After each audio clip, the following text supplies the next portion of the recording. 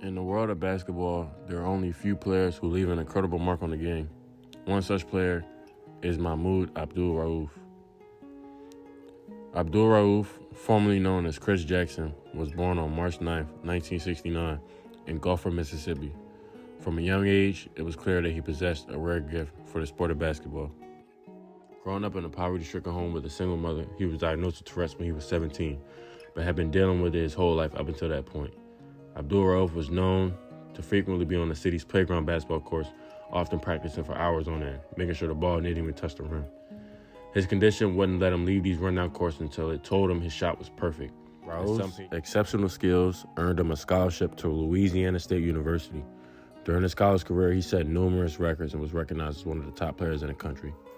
When he first arrived at LSU in 1988, having been recruited by head coach Dale Brown, from the outset it was clear that Abdul-Rauf was a special talent, with his lightning-fast quickness, incredible ball handling skills, and deadly accuracy from beyond the arc.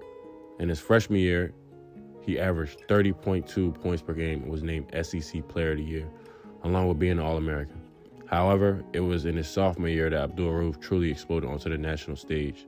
In the 1989-90 season, he led the SEC in scoring, averaging 27.8 points per game, and was named the Conference Player of the Year.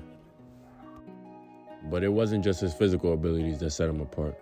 Rauf's mental strength and unwavering dedication were equally remarkable. In 1990, this led to him being drafted by the Denver Nuggets in the first round of the NBA draft. His rise continued until the controversy surrounded his name. After converting to Islam in 1991 and changing his name 2 years later from Chris Jackson to Mahmoud Abdul-Rauf, he entered a new chapter in his life. His spiritual and political beliefs weren't widely accepted, but it was never the topic of discussion.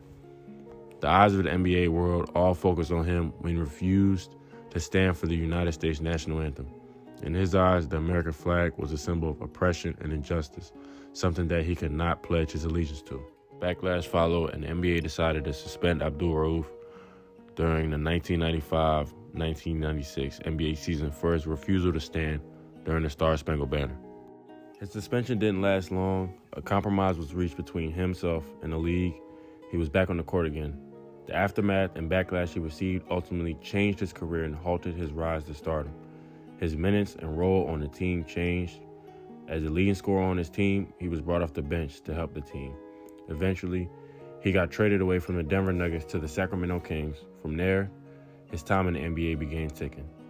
His minutes on the court started to decrease, his shot attempts dwindled down, and he was ultimately relegated to a bench role. By the 1998-99 season, Abdul-Rauf was playing ball overseas in Turkey. His NBA career took a complete turn. He went from being the NBA's most improved player to an afterthought in a matter of 4 years. It couldn't have been because of his play on the court. Taking a look at how the events unfolded, it's not hard to see why someone will be led to think Mahmoud Abdul-Rauf was blackballed out of the NBA.